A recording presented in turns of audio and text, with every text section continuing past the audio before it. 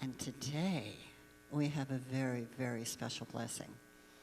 Our very own, we claim her because she got her birth as a practitioner and minister in this community and teacher, Reverend Katherine Revoir. You know, if I told you all the things that I have to say about her, it would take the place of the talk. So I will attempt to be brief and hit a few highlights. This woman is the creative genius of life, expressing in so many ways. She was one of my first teachers of metaphysics, and she teaches with such heart and such humor and such wisdom all combined in a beautiful package that it makes the learning of metaphysical principles way fun. We can get awfully serious sometimes, and Katherine brings the lightness and whimsy without losing a bit of the depth. And she brings this evolving work into her current ministry. She has a virtual ministry based out of Mill Valley, and she leads groups that focus on authentic conversations about the depth of being human as we listen and deeply connect with one another.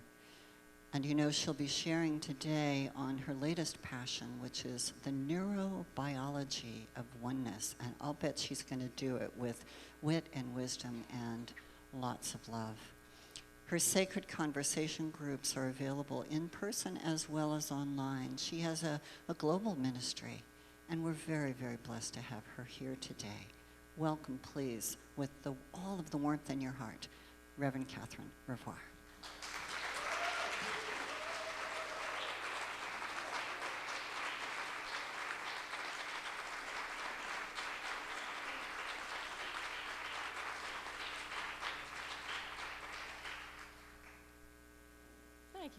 Thank you, Janet. That was, opened my heart, just where I want to be today, talking with all of you. I am so blessed to be here.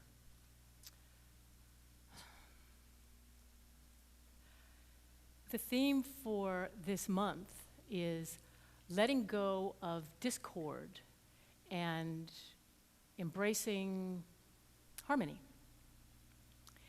And as we were taught in ministerial school to do, I looked up the word discord, and my favorite definition is that discord, it comes from the word dis, which means different, and cord, which is an old word for heart. So discord is about having different hearts. And if we think of it musically, we can imagine the idea of discord being kind of on the opposite of the continuum of harmony. So my talk title is The Neurobiology of Oneness, which is something that I'm really passionate about right now. Oh God, I'm so excited about it.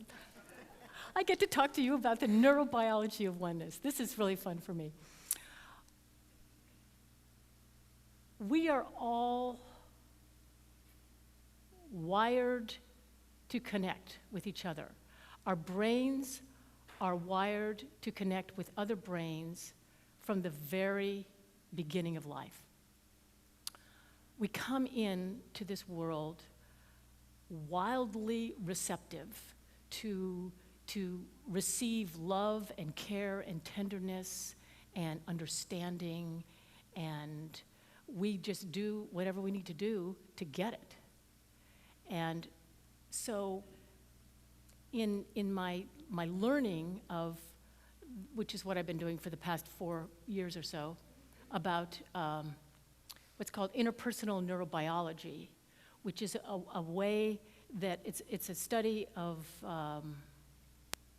brain science where the social and cognitive aspects of how we come to connect with each other, how our brains connect with each other. That's what I've been studying. And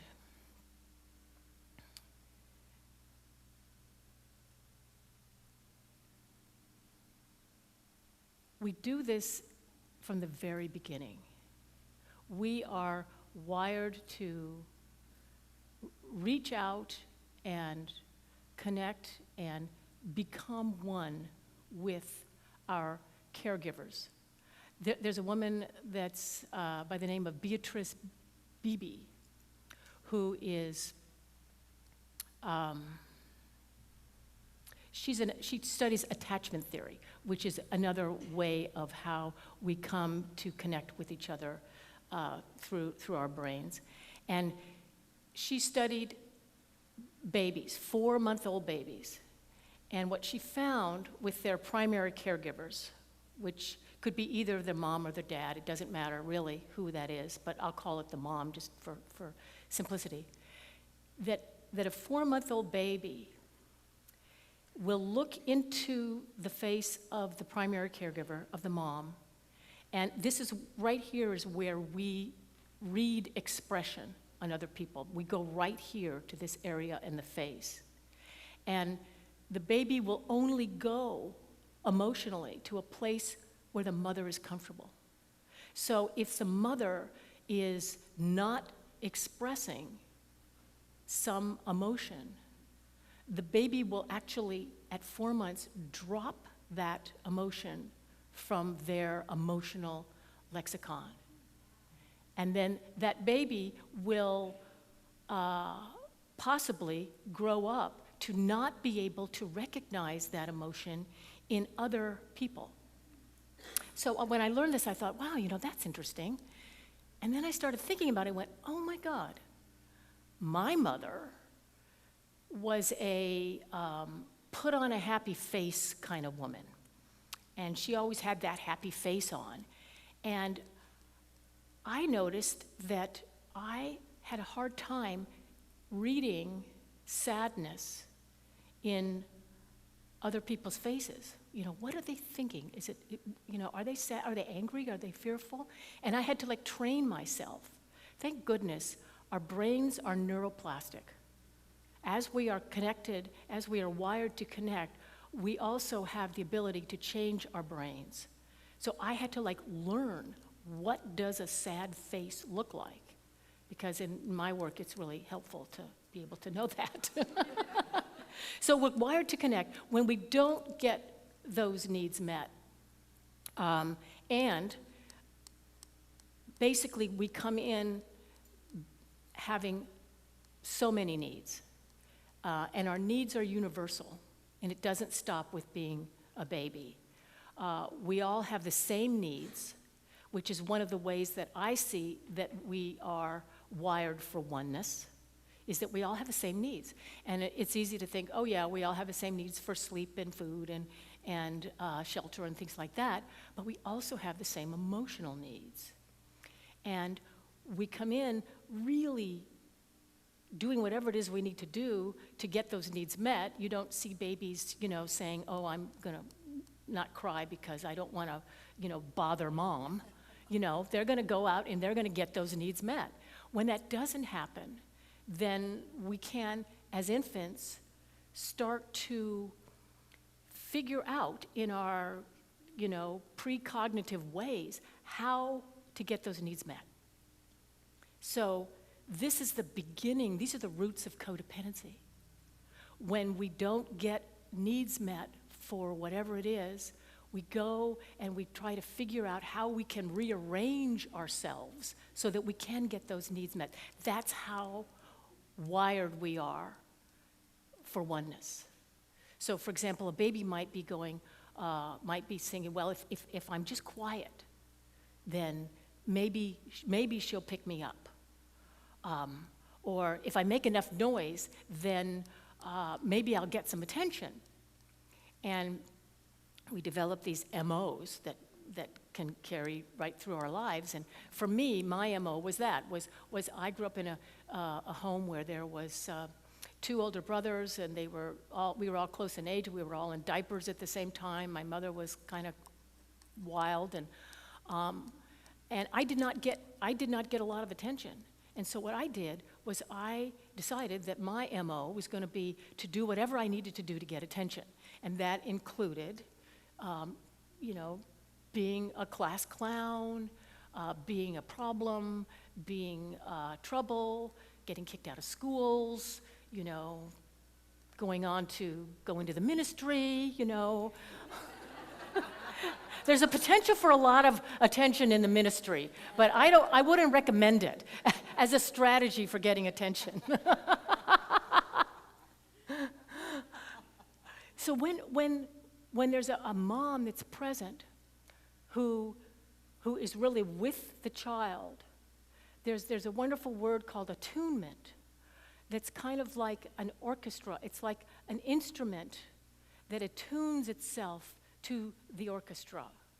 And what the mom is doing is she is checking in, what does this baby need? What does my child want right now? Is this a cry of hunger or tiredness, or does she just want to be held?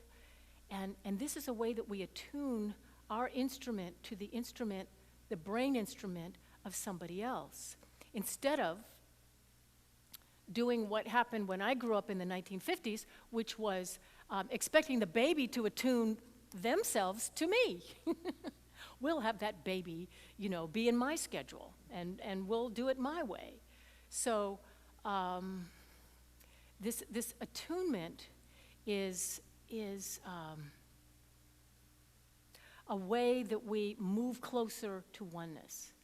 So I want to just talk really briefly about the brain. I like to use the analogy of a hand when talking about the brain. If you just hold your hand up like this is the brain stem. And if you take your thumb and you just fold it over, this is the part right here, which is called the amygdala, which you may have heard a lot about because it gets a lot of press, because it's like your emotional center. It's where it guides the emotional center, kind of like a control tower at an airport. And it's amazing, this amygdala. It scans for safety. This is what keeps us emotionally safe. It scans for safety 4 times a second. 4 times a second, our amygdalas are scanning our environment. Am I safe and do I matter? Am I safe and do I matter? All really important elements of being wired to connect with each other. So when we feel triggered, when we feel something happens emotionally that kind of takes over and we don't even know why, that's our amygdala. An example for me is when I used to go and visit my family of origin, and I had 2, right now it's just 2 older brothers, but I had a whole family, and when I would go and visit them, it would be like I'm 5 years old again. And I would just like get into this childlike way of being that had nothing to do with who the adult me is. And it'd be like, you know, I didn't get enough attention, so I'd go into my family reunion or something, and they'd be making a plan without me, and I would go, they don't want to play with me. You know, nobody wants to play with me. Nobody cares about me. And I'm going, where is that coming from? That's coming from the amygdala, which doesn't know time. It doesn't know that you're not 5 years old right now, because it has no sense of time. It only goes on the past experience. So what we get to do is we get to also notice that we have these fingers, and when we fold the fingers over the amygdala, this here is our prefrontal cortex. This is where all the goodies happen. This is where we have flexibility and body connection and adaptability and a willingness to learn. And we have our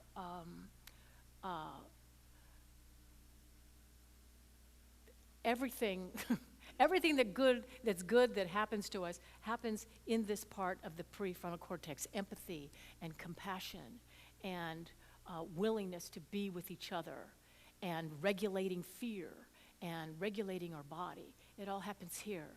So the idea is to get our amygdala to connect with the prefrontal cortex. And that's how that's one really great way to get to oneness within ourselves and with other people. So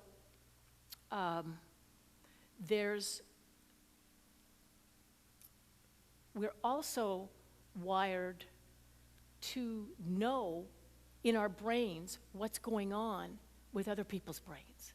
That's part of our internal system. So in the way that we get to do that is resonance. And resonance is how our bodies perceive what another brain or body is up to. And resonance can be verbal resonance, it can be through poetry, it can be through humor, it can be through speaking about feelings and needs, and it can also be nonverbal resonance, which would be gesture and intensity and the tone of our voice and our body language and the volume of our voice. It's like all of these ways that we can figure out what's happening with another person's brain. And our brain has a left side and a right side. And oftentimes I hear people say, well, I'm just so right-brained or I'm so left-brained. Well, we're dual processors. We have to have both of them in order to be able to exist.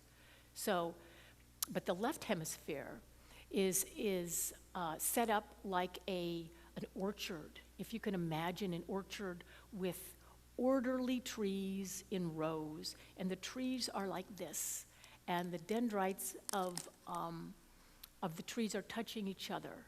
And for energy and information to get from one place to another, it goes down this row and back this row. It's very, very orderly. Our left brain is about doingness. Our left brain language is very black and white. We do not feel with our left brain. We can't feel with our left brain. It just does. It just gets the job done. And so that happens over here, and whereas the left brain is like an orchard, the right brain is kind of like the Amazon jungle. It's all messed up around with each other with vines and branches and trunks and monkeys in the tree and all kinds of different things. And it's about wholeness. It's about beingness. And so the right hemisphere language has to do with resonance, with feelings and needs. It's very nuanced. It loves metaphor. It loves poetry. And it's very intuitive. So in order for attunement to happen, in order for resonance to happen, we have to be able to have access to our right brain, which means that we're looking inside. We're using insight to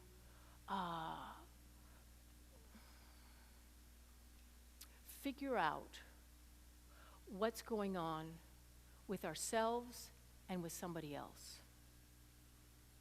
So how that works is that if I see somebody else and I take in what I learn from resonating from them, I look at their gestures, I look at their posture, I look at their tone of voice, and I feel into it, and I take that into my own insight.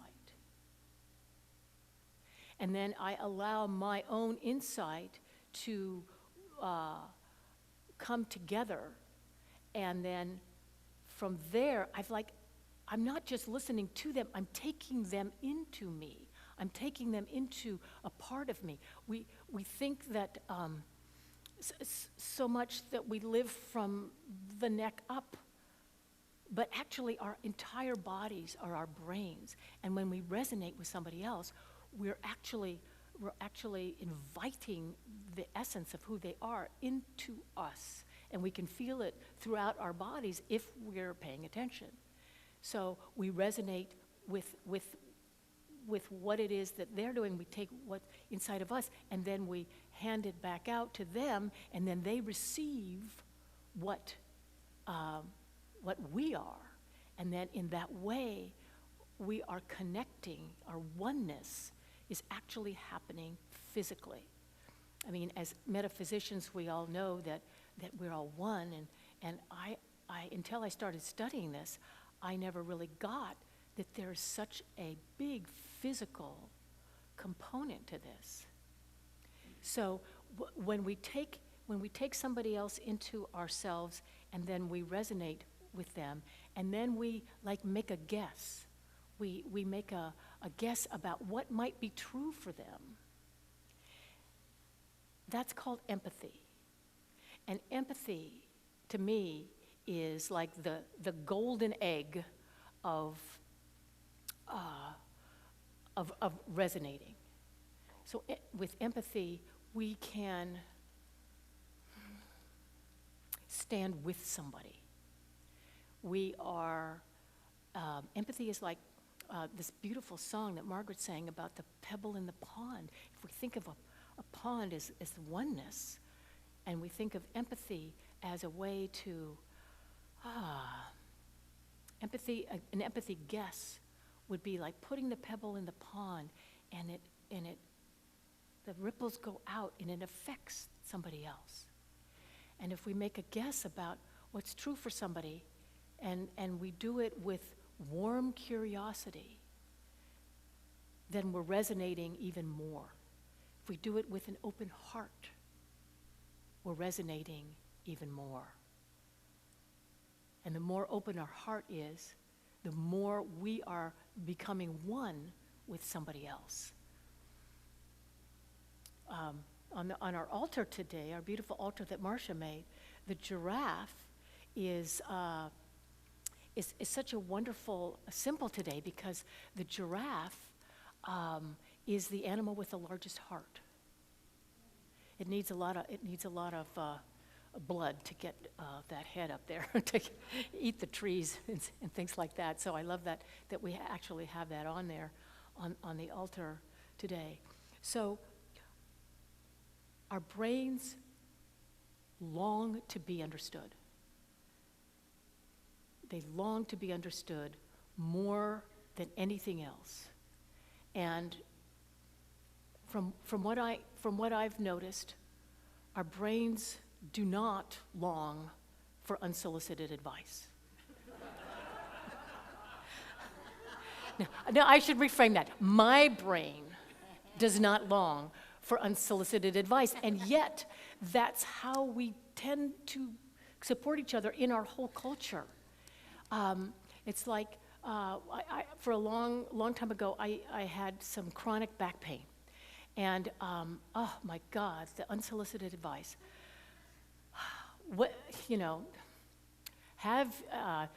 Don't you know what Louise Hay has to say about lower back pain? You must have money problems. When we get unsolicited advice, we feel alone. We do not feel companioned. It's not empathy. Another way that certainly doesn't work is well, this is what I did when I had back pain. I read Dr. Sardo's book, and he said there is no back pain, so now I don't have any back pain. Another, it's like, I don't want to hear about that. That is not bringing me closer to you. Empathy brings us closer. Empathy is a companioning. It's a standing with somebody. What is it like to be this other person in this brain, in this wonderful, incredible body? So,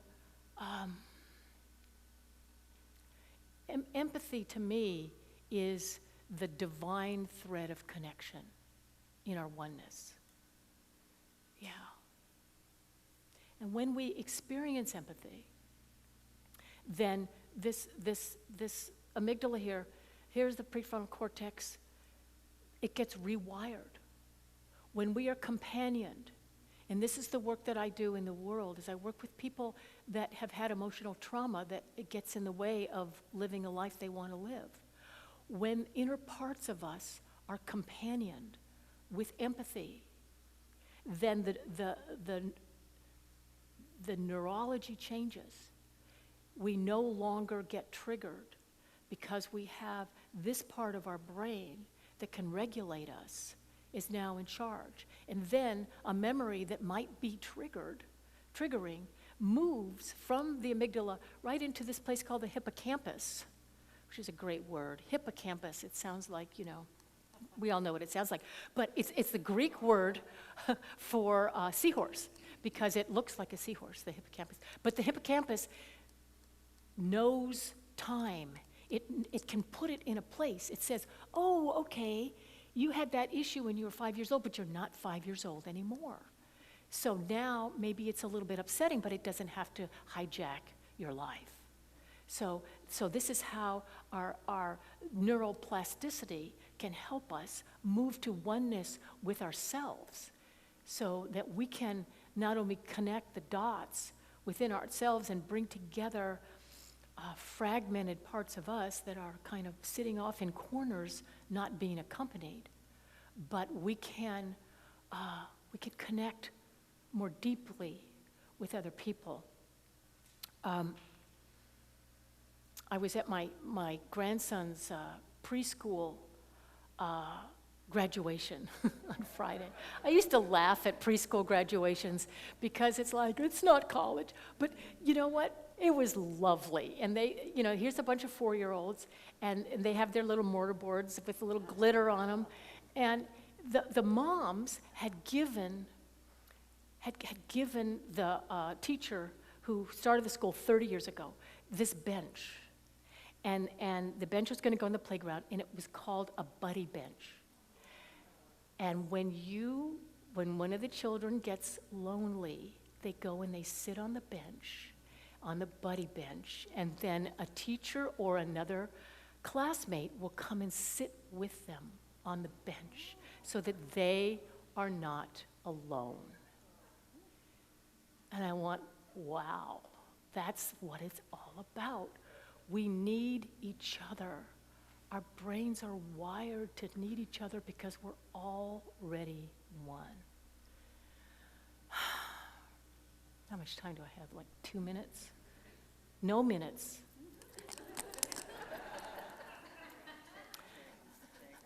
A gesture, right? I read her gesture really clearly. I know exactly what's going on in Gail's mind. You are finished. Okay, I'm just going to end, and before I do, I just want to say that, for me, understanding this idea of oneness just eradicates the idea of separation. And, you know, if I imagine a buddy bench on the corner of every street, and I imagine us holding that and getting that, and with that understanding that someday we might be able to experience kindness as easily as we breathe. That's my goal. Thank you very much.